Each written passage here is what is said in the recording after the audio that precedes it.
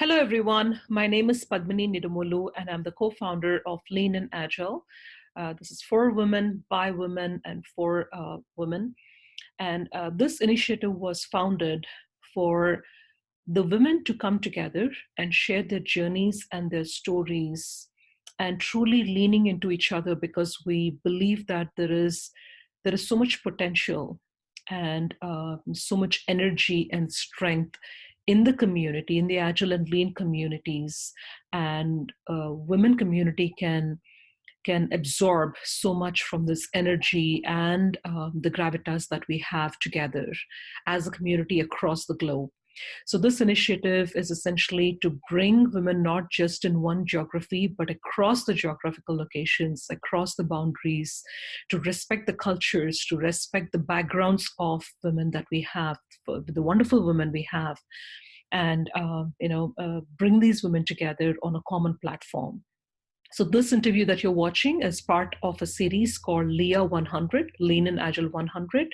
This is to honor and recognize and celebrate the journeys of 100 phenomenal women, 100 of many. This is just an attempt. This is the initial attempt. We curated 100, list of 100. And here we are bringing yet another amazing woman. And, we are about to hear her story and her journey through this platform.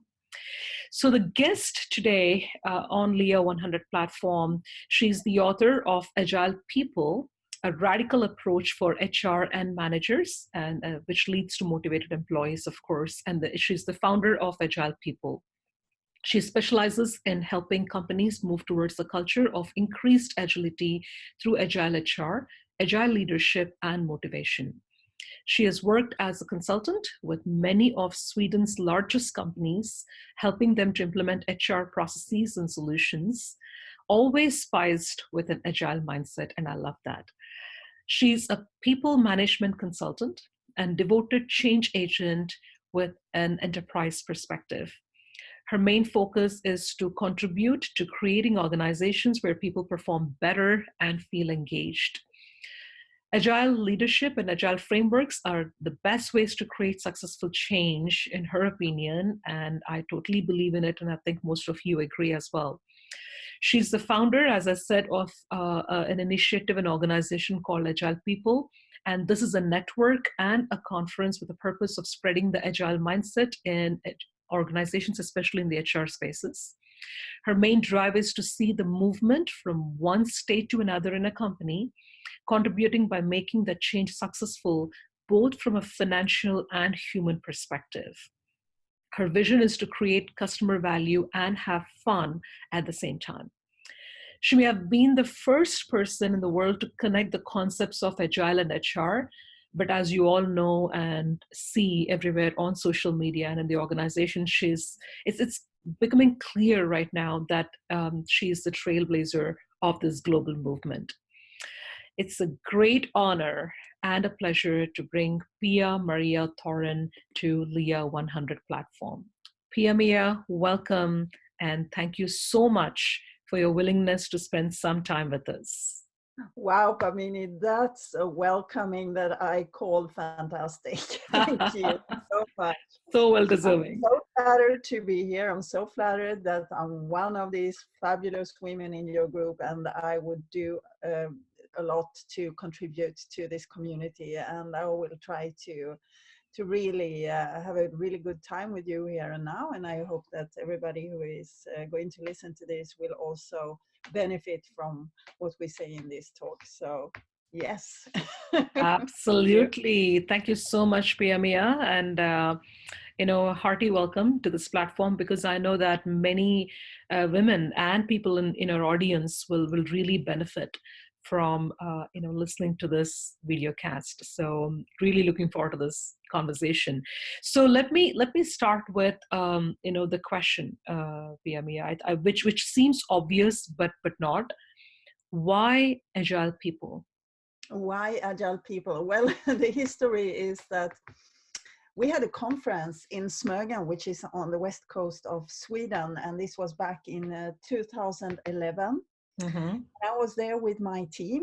We were 8 consultants. We were at the time, we had gone through a transformation, you could say, because in 2009 I went to a course and I developed myself to become an Agile master in that course. And from that moment, almost everything changed for me. I started to use the Agile values, the tools, methods, and principles in my whole life, not just in work, but in everything I did.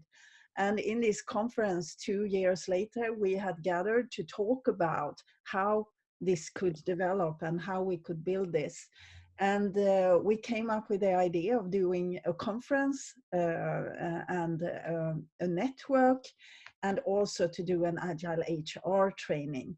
And then we thought, what kind of brand name would we then use for this? And we were thinking long and hard about it, but then I came up with this Agile People. Obviously, it's about Agile, it's about people. We are passionate about combining Agile and people to create engagement and to motivate coworkers or employees. So this should be our name. Obviously, it's Agile People. Right. And then we called the first conference, we kicked it off in 2013 in Stockholm, Sweden. And also the first training was kicked off in 2012, the Agile HR training that we created. And by then it was not so easy to sell that training, I would say. Sure. It was very, very early, and people had not heard about Agile, more or less about Agile HR or Agile Leadership, which were our focus areas and still is our focus areas. So yeah, but I thought this is a great name. And I had my daughter, actually, she made the logotype for us. Wow. That's fantastic. Okay, that's the next generation coming up. For Agile People as that she did back in 2012. So yeah. It's been a few years since then, and we are growing, but not as a company, but as a movement and as a network. I am still the only employee now in Agile People, actually, in the company. Okay. I'm working with networks. As we say in Agile, we work in loosely coupled networks with partners, and we work together, not necessarily with employees anymore. It's a very strong trend that in 2025, many people will be freelancers instead of this usual employment form that people have today still. So, we try to live as we learn. Absolutely. And that's such a lovely story. And as you said, in 2012 and 13, it was probably not a very prevalent or a popular movement, but we're all seeing the impact and influence and the effect you're having on the community right now. So, very glad that you started this movement and gathering all this experience to share with us. So, in the conferences that you're holding and, the stories that you're bringing in, to the conferences, you have several participants and speakers across the world, who are participating in these conferences. From those conferences, how do you think the organizations are warming up to the concept called HR becoming agile, more transparent and more reliable? More. How are they warming up is your question. How are they receiving it? Probably now they are receiving. To tell you the truth, the people who come to my course or to the network or joins the conference and are participants in our courses or one of my facilitators' courses, they are already convinced that this is something that needs to be done. So I have not so much communication with people who are not already a believer, let's say, in Agile values and principles, because when they come to my course, they already have the mindset of, oh yeah, we need to change. So the hardest part has already been done by, I don't know how they came to that conclusion, but obviously it's a very strong trend. And they also see that the ways of working, the traditional ways of working, they didn't work that well. So the need for change is very obvious in HR and in leadership. And the roles are totally changing shape now and for the future.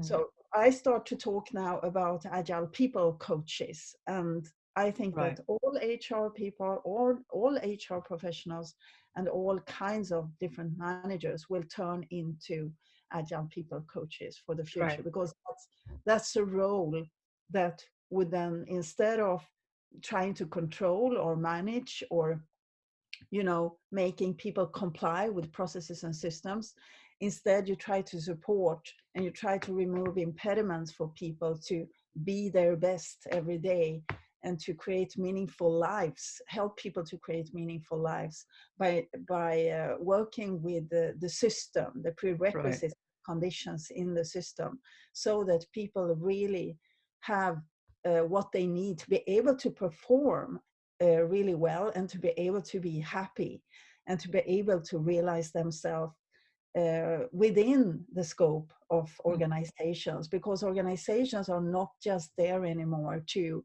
Yeah. create profit for the shareholders. This is a very strong trend, that organizations are there also for employees and the co-workers, and also a lot of other groups. And there is a very strong trend that organizations also have a responsibility for sustainability in the Right. world, and to Right. make social impact in the world. It's not just for making money or making their shareholders rich.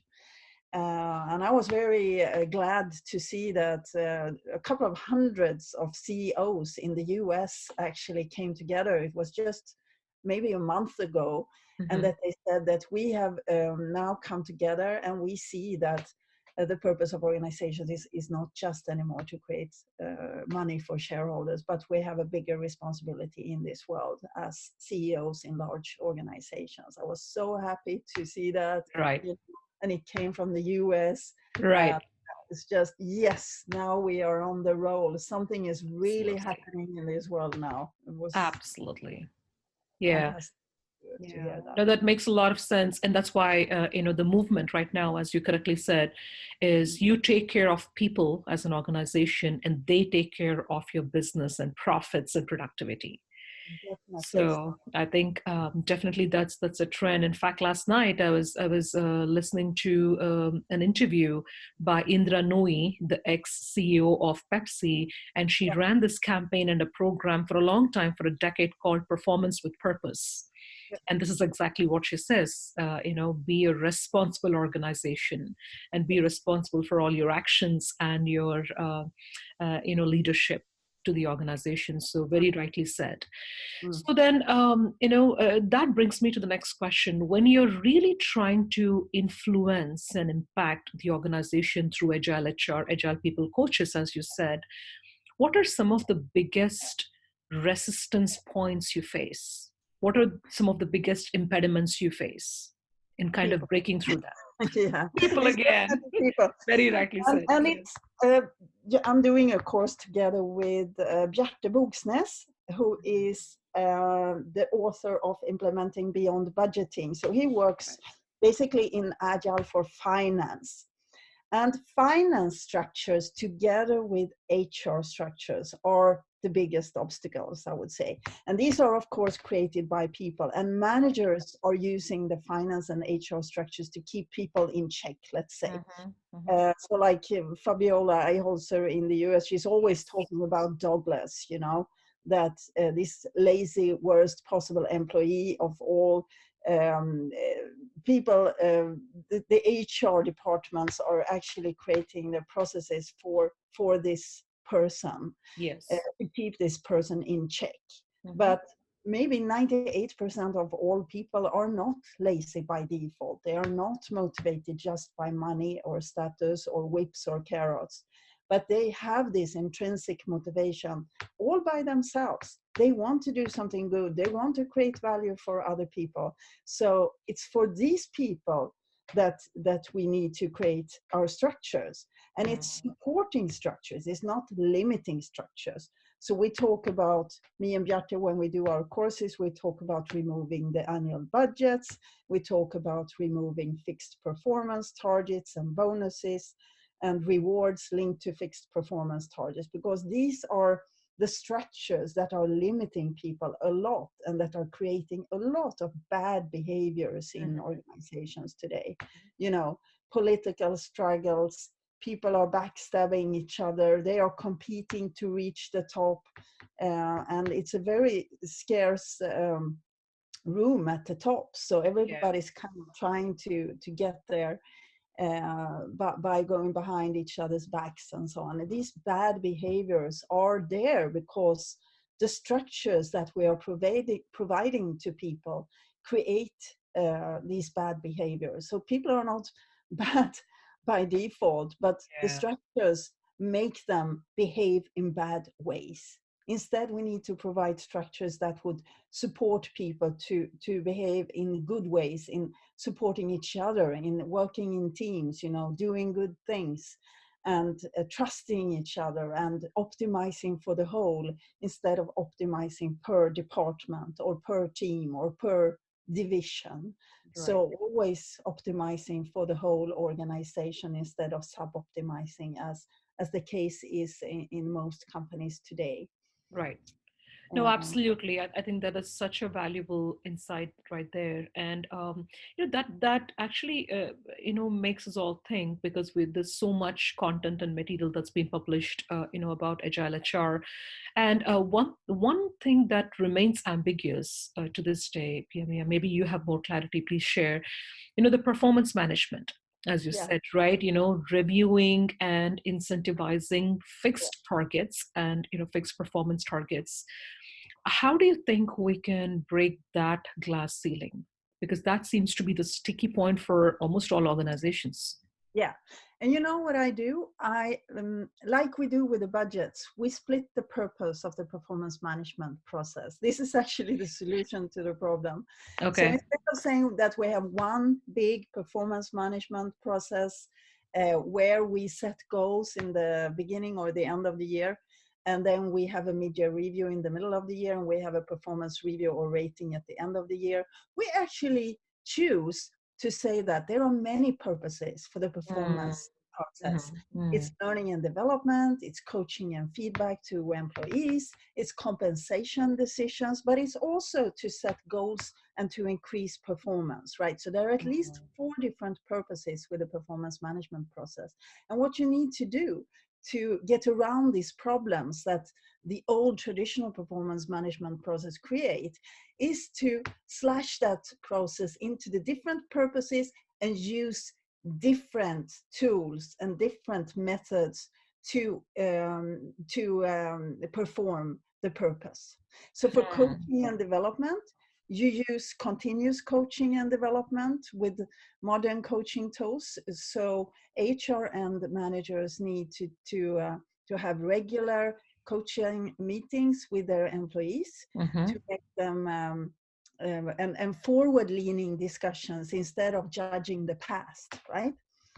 For goal setting and for increasing performance, we have relative goals, bottom-up set goals, where we work with, for example, objectives and key results. And it's really, really important when you work with increasing performance in setting goals that we don't link it to rewards.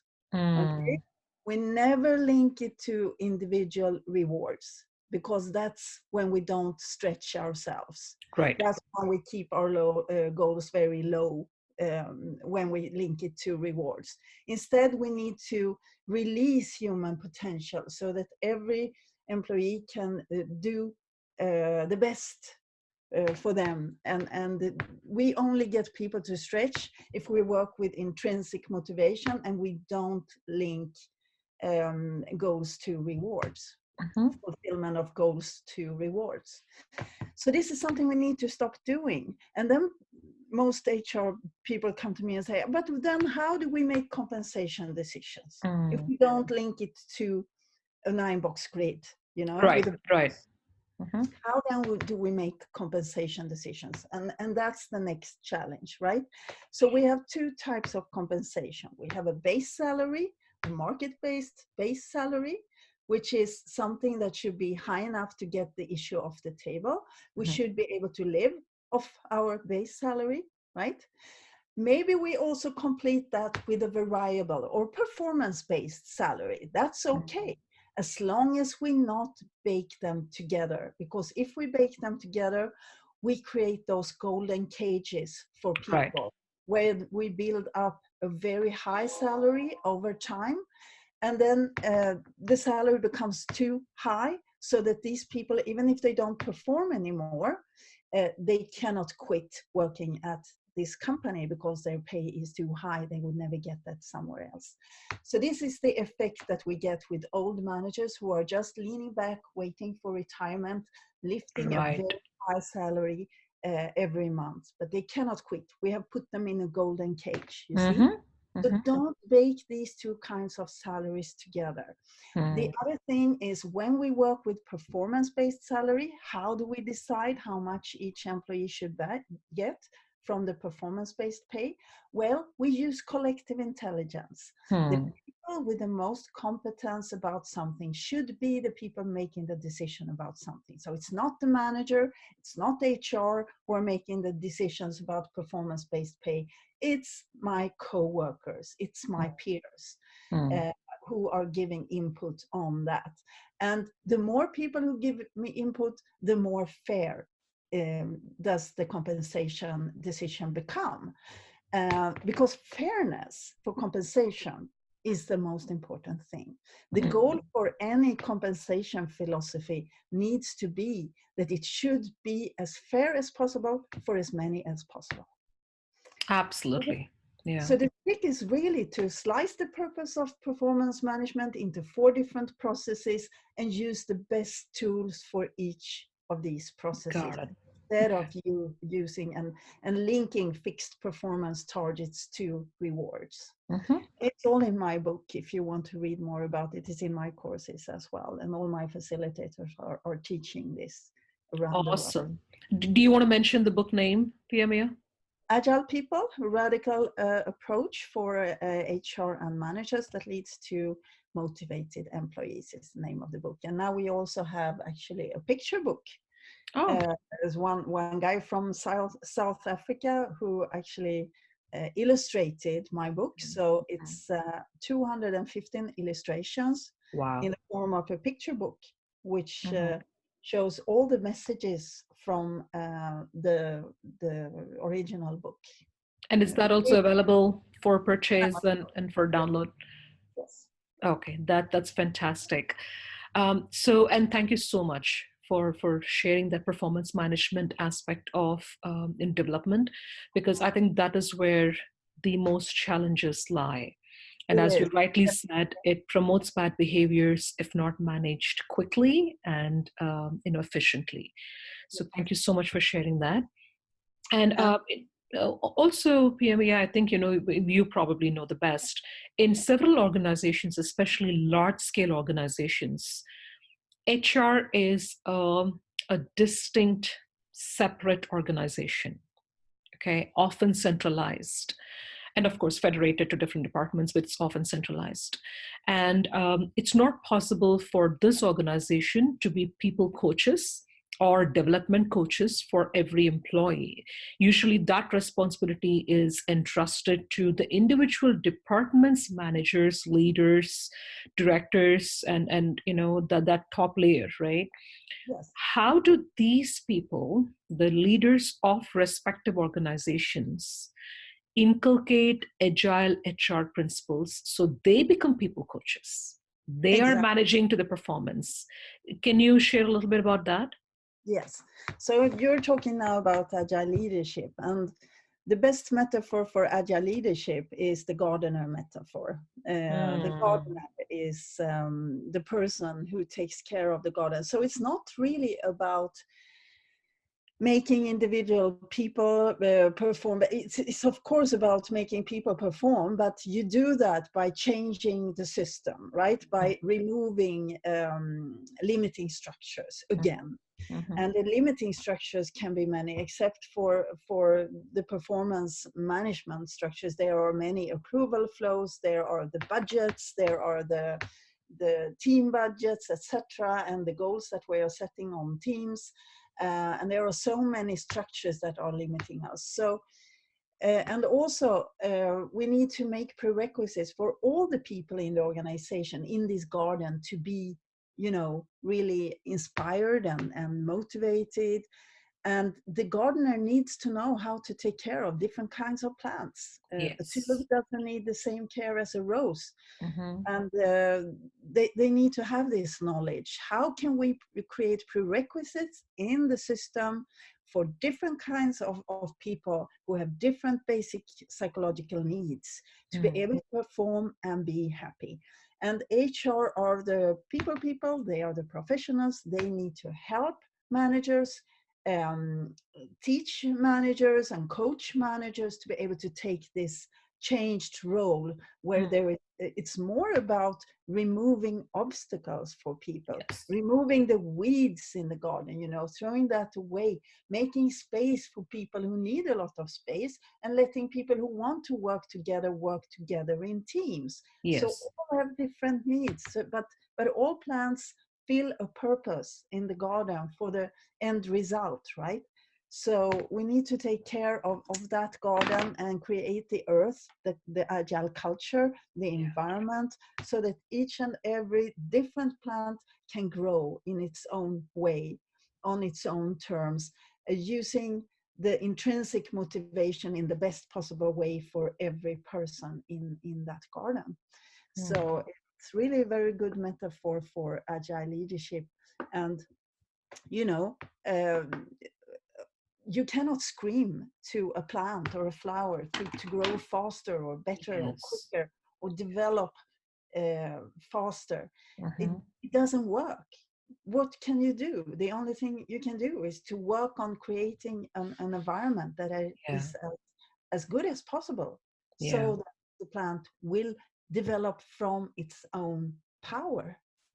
Intrinsic. Love that metaphor, and I'm going to start using that with your permission. No, but it's a fantastic and a very powerful metaphor.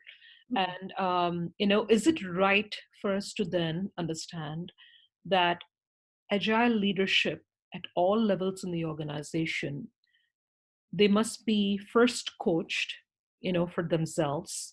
They must be trained, and they must have the mindset of Agile HR in them for people development and coaching and feedback and whatnot to their employees. Is that a correct assumption? I think different managers have different prerequisites for being people managers. And in the future, I think that some managers will take on this people management role because they want to do that. You know, it's also their intrinsic need that counts here. And some managers will take on more of a specialist role, maybe. That would be to be very good at something. Maybe they are not managers anymore. Maybe they become specialists in some area because that's what they really wanted to do from the beginning, but they got promoted because they were so good at something. So instead of using it for the thing that they were really passionate about, people make them managers, right? So it's the only way to kind of get a promotion is to become a manager. But not all people are suited to be people managers, right? Right. So people really want to be that and have the natural tendency and the natural drive to be a people management. Take care of them. Let them become agile people coaches for other people. And the people who are really, you know, no, I'm an engineer, I'm a specialist, I want to do something else, but I was promoted to be a manager, but that's not my passion. Let them do what they want to do instead. So I think the development of management is parting here into two big different streams, where some see that it's my call to lead other people and to build and develop other people, or it's not, and then I shouldn't be doing it. Right. No, absolutely. I think that makes a very good point, because not all managers can be for coaching and development, right? They are people managers either due to their experience or longevity in the company. So I think that makes a lot of sense. So let me take a quick detour here and talk about, so HR is all about balancing the organization in every respect. right? Hmm. Experienced versus, fresh graduates, to fresh employee perspectives, to diversity in all levels. And diversity and inclusion is a huge aspect of HR in every organization, which is in. Definitely. And since we are on a Lean and Agile platform right now, and we are Yeah. talking about gender diversity, please share with us, from a gender diversity perspective, what does Agile HR bring to the table? What should we be looking for? And in your experience, how much of that balance have you really seen or not seen? Well, in Sweden or in the Nordics, where I am from, we are actually quite good at that kind of diversity. I think we are the best region in the world when it comes to gender diversity. Wow. And we are also quite good at diversity when it comes to religion or race or sexuality orientation, you know. So this kind of diversity is in our region is not that bad. Of course, we can always do better, Sure. but I see a big difference in the rest of the world, of course, when it comes to gender diversity. And I think salaries is one place where we Yeah. really need to start to think about this, not, you know, paying salaries where you have to negotiate your pay, or maybe working a lot more with salary formulas that are the same for everybody, regardless of gender, etc. But then I have also another perspective on diversity that I would like to bring up, and that's cognitive diversity, because Yes. we always talk about, you know, gender, race, religion, sexual orientation, that kind of diversity, but there is also cognitive diversity that Yes. we not so often think about, that people are very, very different when it comes to basic needs. So I work a lot with motivation profiles, Reese motivation profile, and this aspect is very often overlooked in organizations. Yeah.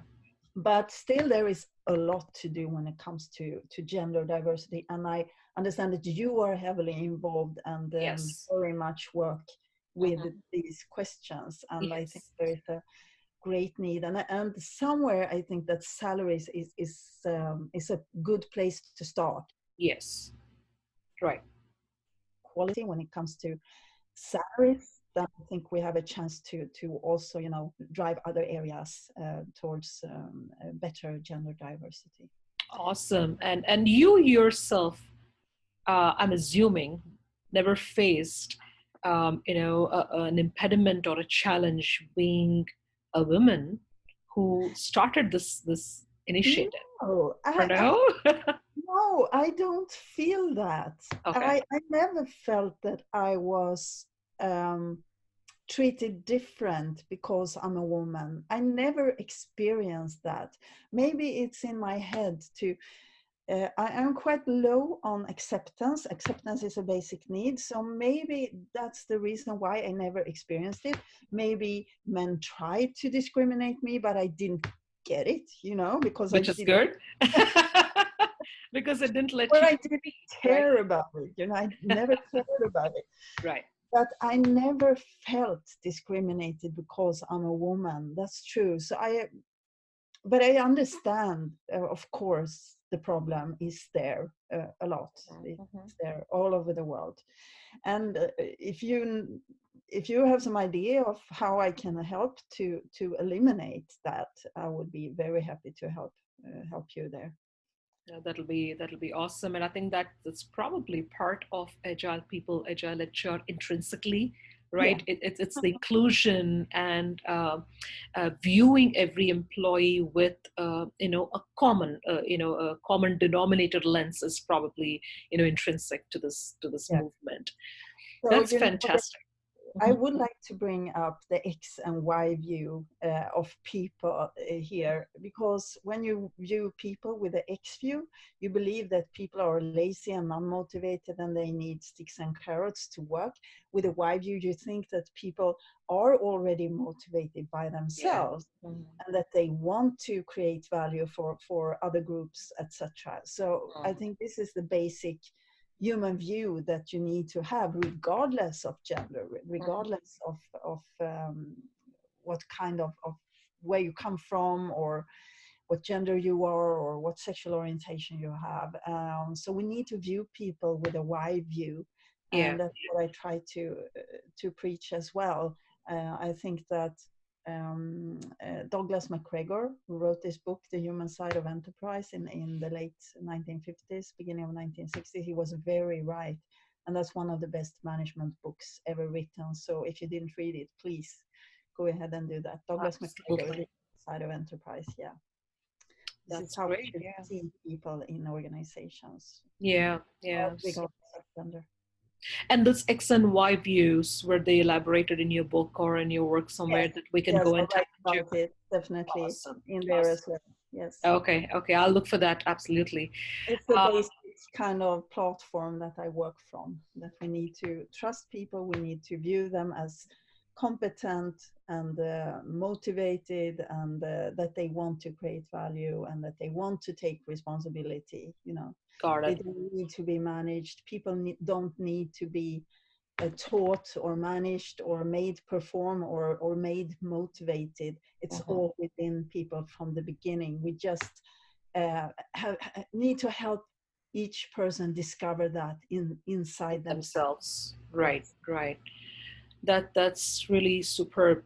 So, Pia Mia, if any of our viewers would like to learn more, participate, contribute, or even meet other agile professionals, agile HR professionals, what are some of the resources? So, can you please elaborate on the blogs or the books or discussion forums or your website or even the conferences that you lead? Mm-hmm. So we have a yearly conference. Now we just performed it in Stockholm. It's called Agile People Sweden, and you'll find more information about that on agilepeoplesweden.com. We have meetup groups. We have a network all around the world, Agile People meetup groups, and you can find them on meetup.com/agile-people, and then you go in there, you can see all the meetup groups that we have. We also have, of course, facilitators who are doing trainings all over the world that you can join. If you go to agilepeople.com, you will be able to see all the events and trainings that we are running, and all our awesome facilitators are in there. And there you can, of course, also find out more about different things that we are doing, products and services that we are offering, etc. There is a lot happening in this area everywhere in the world. I think really we are on this right inside the paradigm shift right now. Yeah. I've been saying that for 9 years, but I mean now it's really happening. Yes, for real. That's what I feel in my bones, and I feel that because so many people contact me every day and want to know how can we cooperate, what can we do together, when are you coming to my part of the world, so I'm trying to travel around like crazy. It's putting down seeds everywhere in the world, trying to help people to understand how can we work in better ways for the future workplaces. And it's really extremely rewarding to meet all these people all over the world, and I'm so grateful for everything I learn every day when I meet all these beautiful people out there. And now all the seeds that you're planting contribute towards the Agile Garden that you were talking about earlier. So we absolutely need those seeds. Please come to our part of the world soon. It's our Agile People Garden. Yes, Agile People Garden, totally. Everybody's welcome. Everybody's accepted, and I feel very grateful for all the people who are doing work in the same direction as I do, and I'm sure many of the women that you have met are doing that as well. They are. There are some amazing women, and you're certainly one of them. So glad to have you on board here, and thank you so much for your time and your willingness to share all this, great wisdom bits with us. So as we wrap up the interview, and I know, this time doesn't do any justice to what I can, really get from you, but as we wrap up, in the interest of time, what is that one? I would call it a philosophy or a message that you live by that you would like to share with our community. Okay, so I would say, don't let yourself be judged of what other people think or what you think other people think, but do your thing and believe in yourself, because men has always been doing that, and we need to do that as well as women. And I think it starts with you. It starts with not putting up obstacles for yourself. You know, the biggest thing that is really hindering a person is the story about why you cannot do something. And Right. it's the story that we tell ourselves. I cannot do this, because of that. There is a lot of excuses that we make up in our head. Don't do that. Don't make excuses for moving in the direction that you feel in your gut is the right one to move in. Just do it, I would say. And you Wow. will experience progress. I'm sure of that. So that's my advice. Amazing. Thank you so much, Pia Mia. That was like a jolt of fresh energy right there. Thank you. We all write our own narratives, absolutely, and we should not be in our own way. So get out of your own way, as one of our other Yes. LIA100 women also said. So thank you so much for sharing that. And Okay. we hope that this Agile People movement really expands and proliferates into the boundaries that we have not imagined before. And we hope to see more of you and your facilitators and your ambassadors across the world. And we certainly look forward to hosting you, in one of our forums again soon. Thank you so much, Padmini. That was a pleasure to talk to you and do this interview. And wish you Same. all the best and all the luck in the future as well. Thank you. Thank you so much. Likewise.